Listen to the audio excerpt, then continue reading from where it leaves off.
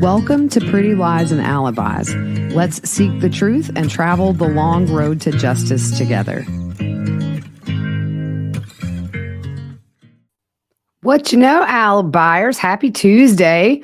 Looks like this might be a double episode day because the medical examiner is testifying in the George Wagner the fourth trial. So that's usually a lot of information, and I don't want to combine.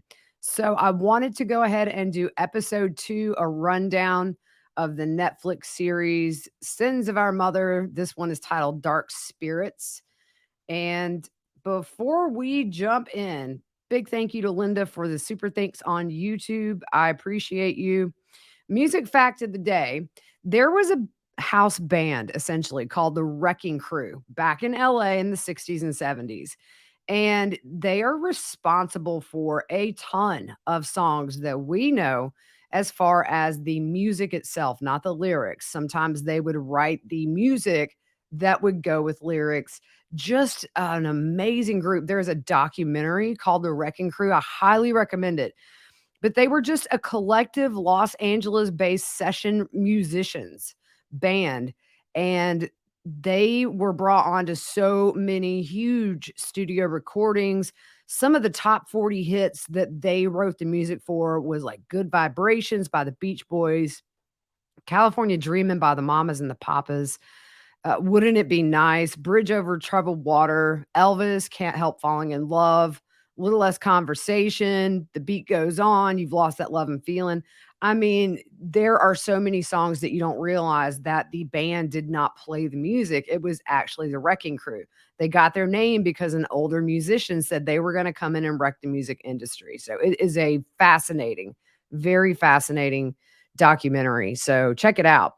It streams, I'm not sure where. So we're going to jump into episode 2. All of the photos here, well, not all, most of the new ones you haven't seen are from Netflix. I just want to acknowledge that. Also, if you're watching this because you don't have Netflix and you don't know much about the channel, I currently am doing a mega series on this case, starting from literally the day Lori and Chad were born and telling the whole story. Because one thing I have learned about this is you can't even scratch the surface in 3 episodes. And there is a lot more backstory if you're new to this case or don't know much about this case that will blow your mind. So, episode 2 opens with the 911 call with Alex the day Charles was murdered. And Alex was saying he didn't want to do CPR. So they show body cam footage of when Alex comes outside of the house and sits on the sidewalk. So we see Justin Lum come on screen, and he said he had been in Phoenix for about a year. And then when Charles was shot, they started looking into it. And he said they were the only news outlet in Phoenix taking a really hard look at the case. And he knew this was different, but never imagined it would end up being what it is now. So they jump back to that body cam footage of Alex on the curb. He's talking about the bat. He's given the whole rundown that we know is a lie. So Justin Lum comes back on and um recounts where Lori's taking JJ to Burger King after the shooting. She takes JJ to Burger King, takes him to school, goes to Walgreens to buy flip-flops for her and Tylee, and they do show some of that surveillance of Lori at Burger King. You can see JJ in the front seat with her. Then we go back to Alex lying about Charles hitting him on the head with the bat. So then at this point, Lori and Tylee show up on scene, if you remember. Like Justin Lum says, Lori never once asked how Charles was doing or what was going on.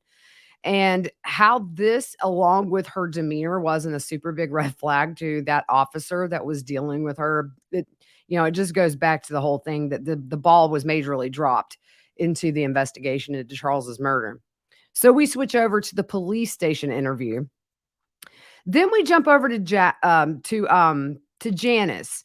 And look, I might get some crow for saying this. I might get a lot of flack, but I will say the difference between the last time we saw Janice on TV, which was before the kids' bodies were found, and now we are in completely different places with her. You see the hurt and the pain and the tears. And I definitely think that the lack of holding Lori accountable, her childhood, you could tell Lori was maybe a golden child, maybe contributed to where we are, but, you know, I know a lot of people don't like Janice, and there's a lot of reasons why I think that's definitely, justified. But at the end of the day, I would never think my daughter could be capable of such. You do see the pain. I just wanted to acknowledge that because I've definitely called them out in the past, and I just wanna say that I do see the pain in her eyes. But Janice says that Lori told her Charles was coming into town to take and pick JJ up from school on the Friday that he was murdered. And Lori told Janice he took JJ to the car and went back inside because he had forgotten his phone. And Janice says that Lori said she saw some things on Charles's phone that upset her. Then she gives the version we've all heard about Tylee coming out with the bat. Then they jump to some footage of Tylee in the police station. Janice said that Tylee heard the shot outside, and she said, I guess there were two of them. And she said it didn't sound very loud and it didn't freak her out. So then we switch over to Lori's interview where she said she was inside and heard the shot and she was freaking out and goes into mom mode and thinks that she's got to get JJ to school. So a few weeks ago on the mega series, there was one episode where I just pointed out the inconsistencies of Alex saying Lori wasn't in the house, Lori saying she was in the house, and acknowledged that her and Alex didn't say anything to each other after the shooting because they were in shock. So many different stories and inconsistencies. Then they go to the point in Tylee's interview where they talk about she went back inside to get Lori's purse after Lori came out after the shooting. That's when Tylee said she just kind of tuned everything out and ran back to her mom's bedroom. Janice says that Tylee did not see Charles get shot, and she can't imagine that Tylee would make up that Charles grabbed the bat from her to help her mother. But the thing is, we know there was no DNA on that bat. And had Charles grabbed the barrel of that bat, his fingerprints would have been on there. So, you know, I know she chooses to believe what she believes, but I don't think that Charles ever touched that bat, to be honest. And Janice says that people say Tylee would do whatever Lori asked her to do, and she doesn't think that's true at all. She said Tylee's a teenager, and this is really where I noticed that pain in her eyes, very teary eyed. She kind of looks away from the camera. Um, so we skip to Alex in the police station where Alex is telling where he sat the gun, which was in the floor of the bedroom. He says he called 911 and says he didn't call Lori. We know that's a lie. We have the phone records. And Lori said it in her interview. All those red flags again. It shows them taking photos of his little boo boo on the back of his head. And they said, we will take you to where your sister is, you know, that the interview was over. So Janice says they let him go, never brought him back in for questioning. And they told Alex that they would have to go through the DA to clear this case, but they were satisfied at the time with it being self-defense. So Justin Lum comes in and says that we find out he called 911 over 40 minutes after he called Lori, over 40 minutes after he murdered Charles. And he didn't do CPR. And that second shot was while Charles was down on the ground. So Colby said he gets a call from his mom, and she says Charles died this morning and told Colby he had a heart attack. So Colby wanted to know if she was okay, JJ was okay, Tylee was okay, and Colby said he was freaking out. So then Kelsey comes on camera and said Colby called and said that he needed to tell her something and that Charles is dead. And she was just shocked and said, are you serious? What happened? So Colby says Lori told him heart attack. And Kelsey said Colby was so shaken up that he really just couldn't think or talk. So Kelsey calls her mom to relay the news about Charles's death, murder. And Kelsey said she told her mom that day that something doesn't feel right and it doesn't sound right. Colby said he felt uneasy and foggy, and he walks in the house at Lori's where the murder takes place and sees Alex on the couch with that bandage around his head and said he would never forget the feeling in that house. So Tylee starts crying, and he said she just kind of hugs him and falls into his stomach. So Colby asks where his mom was. He walks outside and asks what happened. And then Lori says Charles and Al got into a fight and Al shot Charles, which is totally different than what she said that morning. So Colby's like, "What is going on?" So Alex told Colby that he hit him with the bat, so he shot him twice. Now Colby said, "This is my dad. This is the father figure I've had in my life as far as I can remember. The fact that she would lie about how he died still blows my mind." I have no doubt that Charles was a strong influence in Colby's life. I think Charles was, unfortunately, Joe Ryan never got the chance to be a dad figure. Colby and Tylee were put in the middle of this, and I've always thought that Lori just didn't want her kids to be codependent on anybody but her. But at the same time, it's just really hard because the way he treated Charles during all this, when this started back in January, is such, it's hard to not even think he got his side of the story. But Justin Lum talks about Lori texting Charles's boys, telling them that their dad's dead, and we know, we went through this. It's hours before she responds back to them when they ask what happened, and they show the text on the screen where she says she's still waiting on that medical examiner report. And also that she told JJ's school that Charles committed suicide. So you have self-defense that she's told the police, her parents, Colby. You have the school that he's committed suicide. And then you have Colby in the beginning that it was a heart attack. Then she doesn't tell Charles's boys anything about how Charles died. Nothing, just nothing at all. So Kelsey said after Colby got back from being over at the house, he was pale. And Kelsey said, "This is it. I don't want anything to do with your family after this." And she wondered if it was really Alex who shot Charles, or if Lori took the fall, or if Lori shot Alex and then let's start this over. If Lori actually shot Charles and then Alex took the fall for her. And here's my thing. Had they swabbed for gunshot residue on everybody's hands, we might know that answer. She said that Alex also never stayed the night with Lori, and how convenient he was there the night that this happened. Then they go into the audio of the call that Lori made to the insurance company to make that claim on the $1 million life insurance policy. And it's funny because when they ask her the cause of death, she says, it's just like a long pause. He was shot. Then they ask if she knows who the beneficiary was, and she said she was. Then they jump ahead a little bit in the timeline and show those texts between Lori and Chad where Lori's telling him he changed it. It must be K. And this always just makes my blood pressure go up. And Chad says, "It'll be interesting if it got changed after he had 2 bullets in his chest." Chad says he will shower and give Lori a blessing. And Colby says after Charles was killed was when Lori really started acting crazy, saying people were after her. And she made it seem like she had a bunch of enemies. So Lori calls and tells Colby that she's moving and that they would be back every couple of weeks. Tylee would be able to go to school. So Colby thought, this is a reason to go, maybe a fresh start. Janice says the last time she saw Tylee, they were packing, and it was really hard to say bye to Ty Ty. And she really tears up at this point in the interview.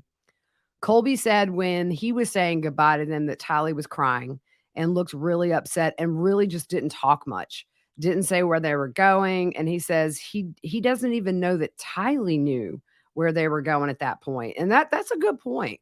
Maybe Lori didn't tell Tylee. We don't know. Colby gives her a hug. She's just too upset to talk, but Tylee puts on a brave face, as always, is what Colby says. So we switched back to Janice, and she said, "Are you going to be okay, little doll?" And Tylee just burst into tears. So Janice asked Tylee what was wrong, and she said, "I'm okay, Mimi. I've got everything I need. I just needed to cry." And Janice really struggles to talk at this point, and she said, "We just sat and hugged for a long time." Colby said the next morning they just left Arizona. And Tylee was kind of following this idea that they were in danger, according to Colby. He said Lori was playing cards on everybody, just making sure that each person kind of heard what she wanted them to hear so they would be satisfied with them moving essentially. He said he was worried, but he just couldn't focus on them at the time because Kelsey was pregnant and she was high risk. The beginning of her pregnancy, she was super sick all the time and lost a lot of weight.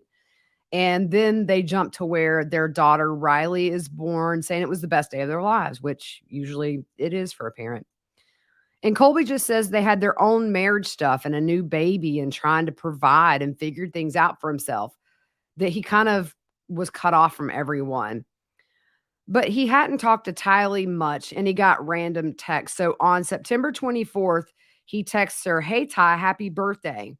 I'm so proud of you. I know you've been through most things people ever go through in their life, but you're amazing. And I know you can have an amazing life. You keep pushing. Trust God. It's all going to be not just okay, but amazing. I love you and happy birthday." So that response, at this point, we know Tylee's been murdered. And the response was, "Thanks, Colbs. I love you." All lowercase. And he said it just didn't sound like Tylee. So he called Lori. And she was acting really weird and was trying to convince Colby that Tylee was in school, had a new life, new friends, just trying to move on with her own life. So Colby kind of calls Lori out and says, "This doesn't sound like you. Call me." And then the messages quit. So Kelsey started investigating on her own around this time and found some of their podcasts. And then we have some voiceovers from Lori, and it was interesting to hear these because I haven't heard them. They scrubbed these from the internet early on when the kids were missing. But it says, "This is from Lori. In the premortal world, and I went to other worlds. I've fought in this war for millennia, and that's who I am. And I came down here to be a warrior and fight." So Kelsey remembers Charles was sending the emails, if you remember, before his murder. So they go back to Charles on body cam in this episode saying she's lost her mind. The thing is, Kelsey and Colby never read any of the emails that Charles sent, and they thought that it was just a bunch of drama and none of their business. So Colby said Charles was freaking out. And to Colby, Charles looked like the guilty party. And he said at the very least, he thought that Charles had cheated. So Kelsey starts reading all of these emails from the past. It's like Charles coming back to life, almost to me, just way too late for them to do anything about it, obviously. At this point, the kids are dead. So Kelsey started reading the emails and found those family history documents. The emails were forwarded from Lori's account to Charles. So he forwarded them to himself. And in one of the emails, he says she calls her own daughter a dark spirit. Please help her. And I said last night on social media, I was watching this and making my notes. Gosh, if somebody had listened to Charles, I know Adam did, but nobody in Lori's family listened. How could this situation have changed if people had taken Charles seriously? I mean, maybe we wouldn't even know these people's names, but that's just not how it turned out. So Kelsey said her throat fell in her stomach when she read that.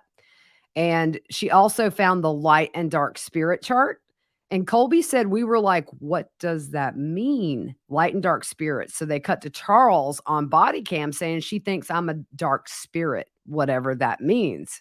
All they're doing at this point, and I love the fact that this series, that Netflix and the producer validated Charles with the emails cutting back to the body cam footage. I love that they did that because that is such a focal point of this case, and that was an epic failure of this entire case. So Kelsey saw her name on the dark light list, and Kelsey's a 3 dark spirit. Colby said someone's making a list of who's light, who's dark. My wife and brother are dark. My cousin is dark. Or I think he said my wife and sister are dark. Everyone on this list, basically someone who didn't love and adore my mom. And I think that's so right. We've always said on this podcast that you could tell who Lori didn't like or trust. Tylee was a 4.1 dark. So they skip over to Charles again on body cam with the officer saying, how does she pose a threat to your children? And Charles says, I don't know what she's going to do to them. I don't know if she's going to flee with them or hurt them. So they go back to Kelsey, and she said she saw the guy who sent the email to Lori. And I was like, who's Chad Daybell? So we jump to Dr. John from Hidden True Crime. He explains how Chad created the ranking system, assigning numbers, and he claimed he could distinguish evil from good spirits. And Dr. John said Chad's making this look as if it's scientific. So then we go over to Justin Lum, and he goes on to explain the whole zombie thing, that when you become a zombie, your spirit's in limbo. The only way to kill the zombie and release the spirit is to kill the physical body. We go back to Dr. John explaining that Chad said there were 20,000 zombies, and the goal was to get rid of the zombies on Earth. And so if you want to know who the 20,000 zombies were, he says you'll have to ask Chad. And they show a text exchange between Alex and Lori. It says, Alex, what are you doing? Alex says, what are you doing? And Lori says, working on Z's, which is zombies. Alex says, proud of you. Lori said, no more Z's. We are trying to get to the bottom of what we need to do to eliminate them completely. I'm sure you'll be told also. So the murders were justifiable by Alex, as we know, because he thought he was killing zombies. And if you remember back in the mega series, Zulema asked Alex how he felt the day or after he murdered Charles. And he said he was okay with it because Charles was a zombie and he didn't kill Charles. Then they show the text about the brother Adam, who was helping Charles at the time try to figure out a way to sort of have an intervention.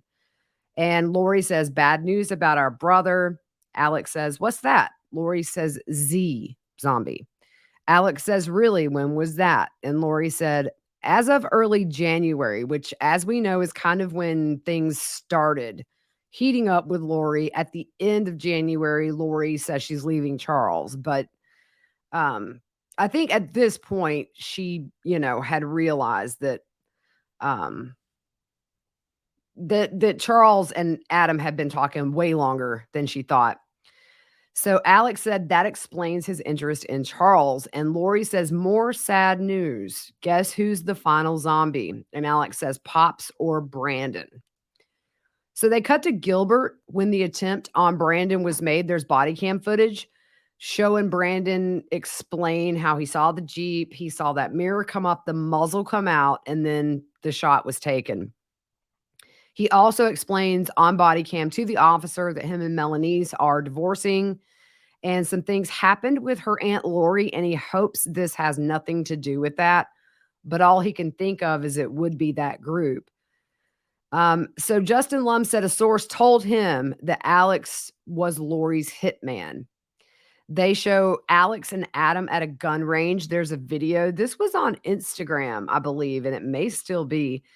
Alex has a huge bullet. I don't think I've ever seen a bullet that big that didn't come out of something on a battlefield. And he said it was a 50 caliber semi-automatic. So Rexburg PD gets the Jeep, which is registered to Charles, obviously. We knew Tylee was the main driver of that Jeep. So, excuse me, Julie Rowe pops on. She says, well, I have no proof of this. But the Lord said to me that Lucifer told Chad that he and Lori were the Davidic king and queen, and they would start the church of the firstborn. And she said, that's a lie. Christ will start the church of the firstborn, not Chad Daybell, not Lori.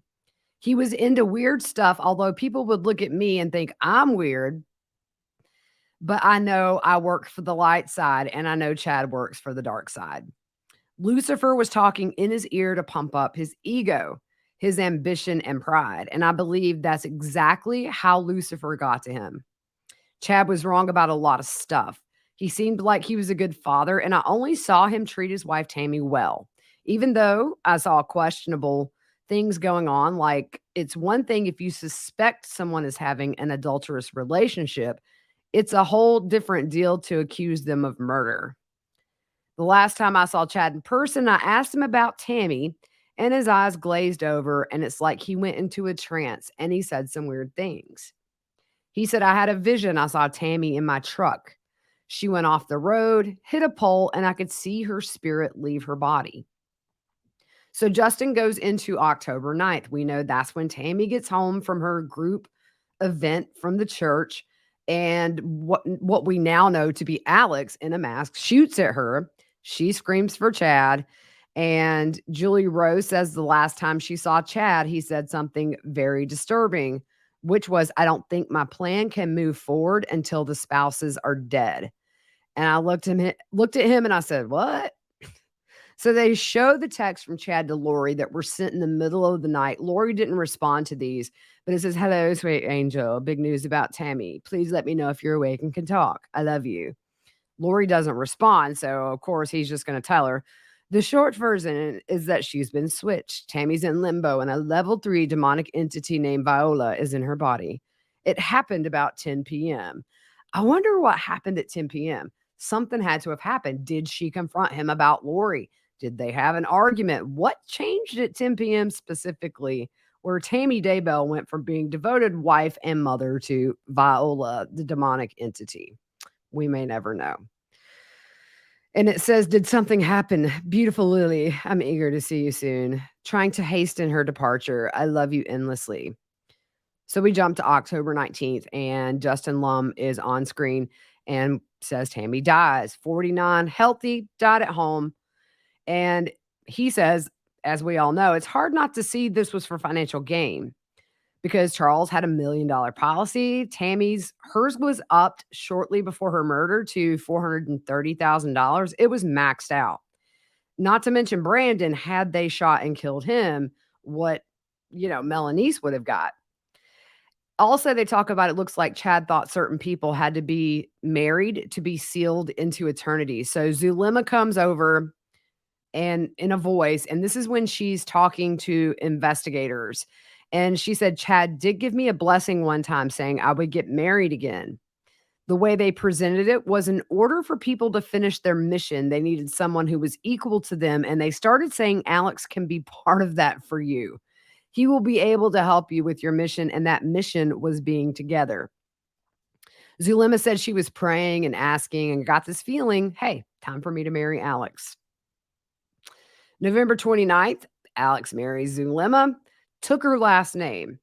Melanice marries Ian, which was 2 weeks after they met, supposedly. They marry the day after Zulema and Alex.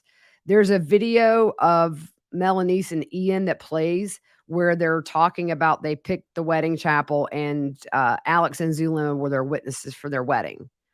Justin said they end up getting married within a day of each other. And they show a text from Zulema to Chad. It says, the Lord has placed a new yearning in my heart. It's so beautiful. I only want to read, study, learn, go to the temple and serve him. I'm really leaving the world behind. And Chad says, I'm so happy for you, Zulema. You're on the right path. You've already received your calling. Don't worry, you'll know when to gather.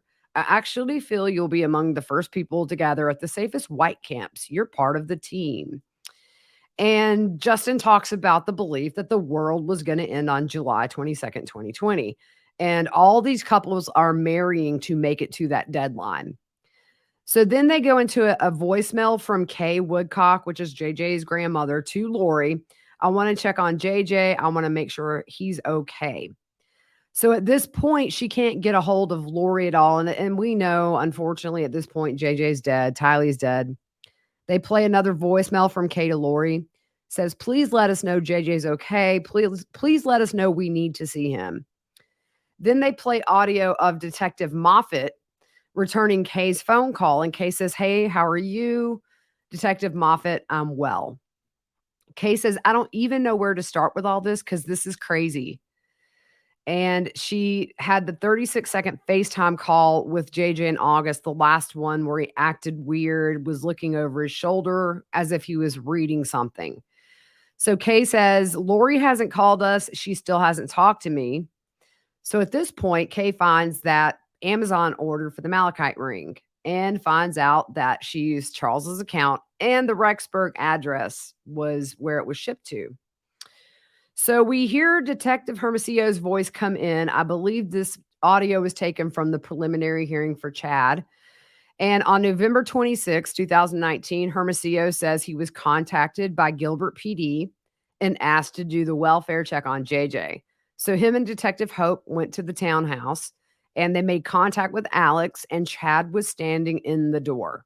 He told Alex he was there to do a welfare check on JJ, and Alex and Chad look at each other and don't say a thing.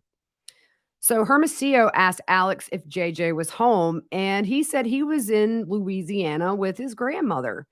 And Hermosillo says, well, that's unlikely because she's the one that called in the welfare check. So Hermosillo asked where Lori was, and he said apartment 107, which was Melanie's apartment, by the way. So Hermosillo wanted more officers there because he felt like something just was wrong. So they do the voiceover of the welfare check where they're talking to Lori. The officer says, "Hi, Lori, how are you?" Lori says, "Hi." Lieutenant Ball introduces himself and says he's with the police department. And are you alone? And Lori says her brother is there. So Lieutenant Ball says, we had two detectives over here looking for you, and they ran into probably one of your brothers. Lori said, my brother and his friend, probably. The officer said, who's that? Lori said, they've been moving. And then she says, Chad. The officer says, what's his last name? And she says, Daybell.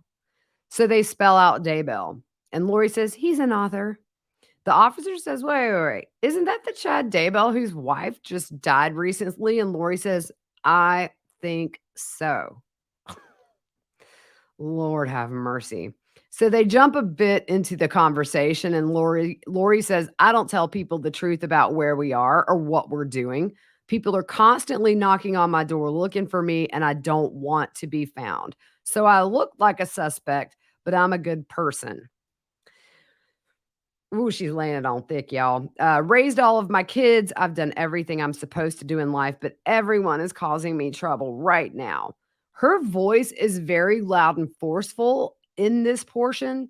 And it's almost like the louder she gets, the more she thinks that she's going to convince them that what she's saying is true. You also notice this back in the Gilbert PD interview when Charles took her purse. She gets loud and forceful. Tylee puts her hand on her mom to calm her down.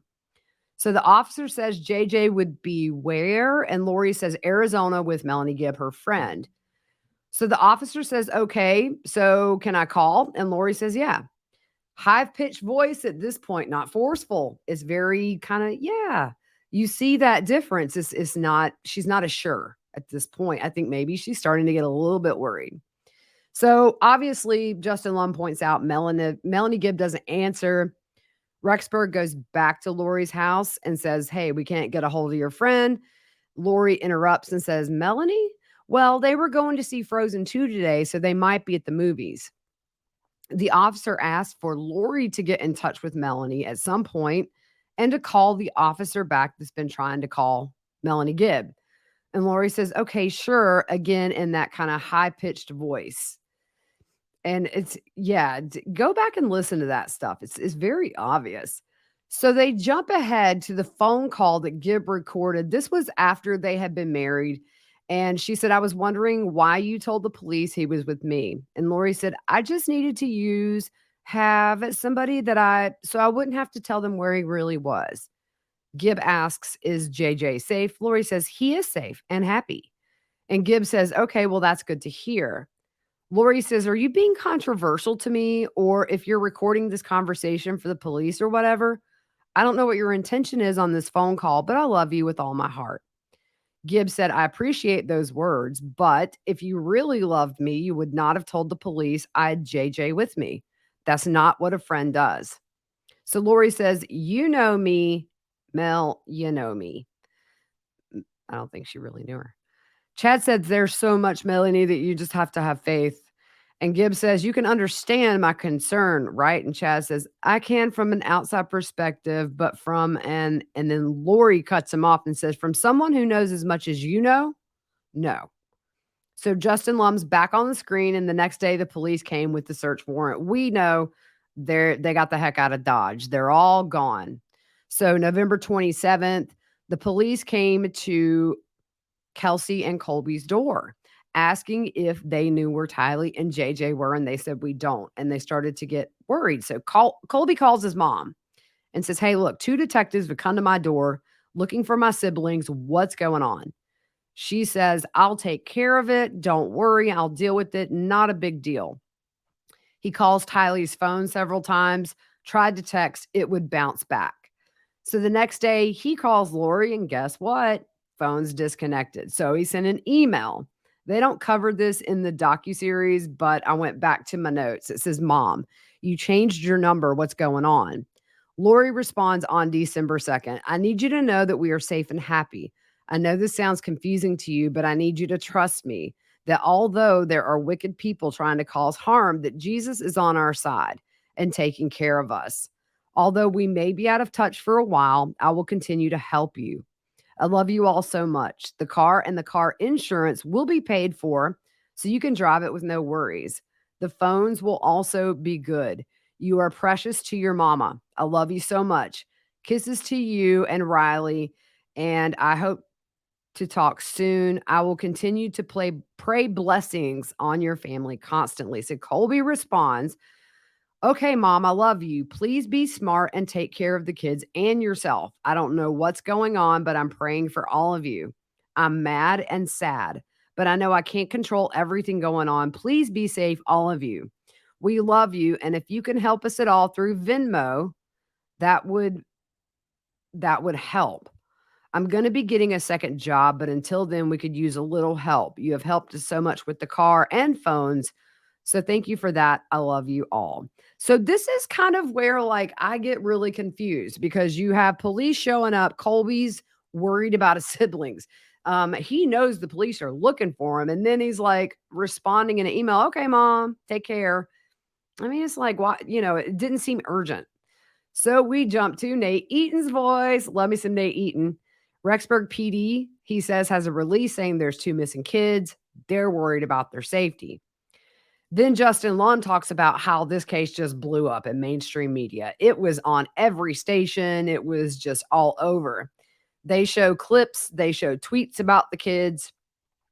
Nate says Kay and Larry have offered a $20,000 reward. And then they show Larry on an interview saying JJ would always say, "Papa, if I could just have that back one time, please God, give it to me." Colby said it all felt like a movie because the media started showing up at the door, knocking and leaving cards. They were calling his work phone. He said one guy knocked on his door and said he wanted to talk to him, and this is a really great story. And Colby said, "This isn't a story to me." He said he felt helpless and he was trying to figure out what to do. So they show some of the YouTube clips that Colby put out very early on in this case, asking for his mom to come forward and do the right thing.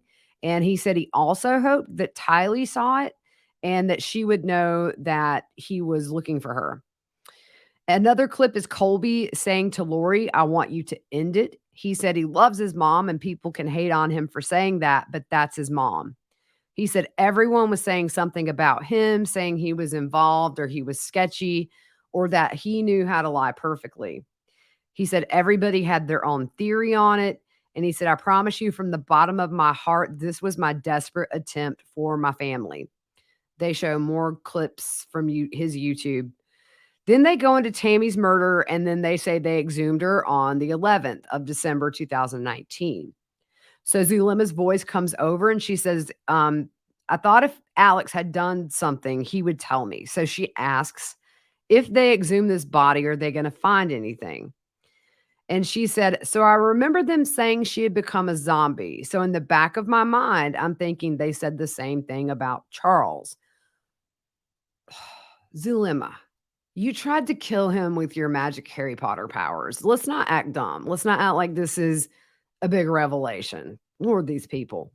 I'm thinking you guys are not going to do something physically to people who are turning to zombies. That's what she says. He sat back, Alex sat back and pressed his back towards the headboard and said no. And that was it. She said, she stands up and starts walking away. And then Alex says, "I think I'm being their fall guy." Zulima says, "The fall guy for what? Tell me. What is it they're going to pin on you?" And he says nothing.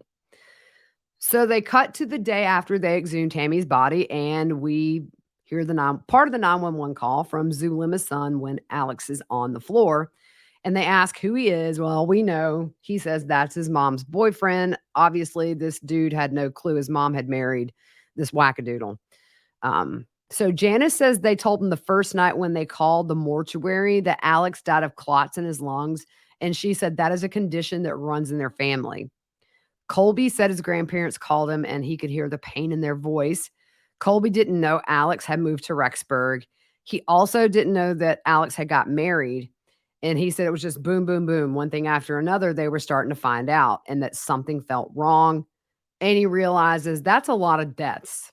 So that same night, there's an article about Lori running away from Idaho with her new husband, Chad Daybell. And Colby said, he's like, "What are you doing? You're married?" Then Janice says that Summer saw it on TV and calls her and says, "Mom, Lori married Chad. She got married in Hawaii all these months ago." It was November 5th. I don't know when she made this call. They didn't say. Janice says, "Well, at least we didn't have to get a present." I didn't know what to think. I knew Tylee wouldn't like it. I said, "Tylee isn't going to want another stepfather. That's just not good news."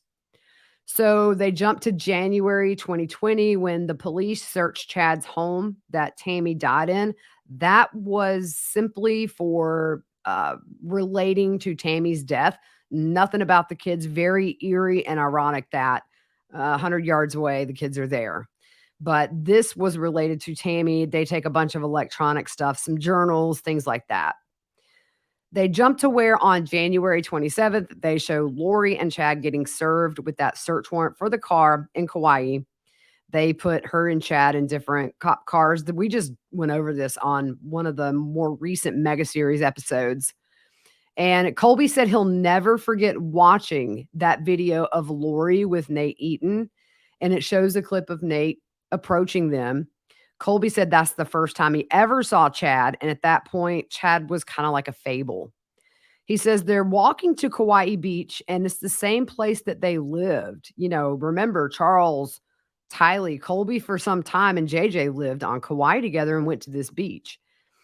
They show the clip and of them in the car, this in the trailer for this, where they're all singing Mr. Sandman. Colby said he saw Lori looking as if she was protecting Chad, and that would be because he's special to Lori. Colby said he lost his mind when he saw that video. At this point, she had been served with the order to produce those kids in Idaho. I believe it was a 5-day deadline. Larry is shown on an interview where he's asked, "Do you think she will produce them?" He says, "Honestly, I don't think she's going to bring the kids. I'll be very surprised if she does." They jump to the day of the deadline. Then they jump to when Lori's arrested. And when she's getting off the plane, I love it. Nate Eaton says, "Welcome back, Lori. Where are your kids? Just tell us where your kids are." I love Nate Eaton. Welcome back. Welcome back to Idaho. So that was the end of episode 2. We're going to do episode 3 towards the end of the week. Looks like I've got the whole morning of testimony in the Wagner case to catch up on with the medical examiner. So I'm going to get on that now. Hope you guys have a great rest of your day. And I'll probably see you later tonight if you're hanging in there in the Wagner case with me. So have a good one, y'all.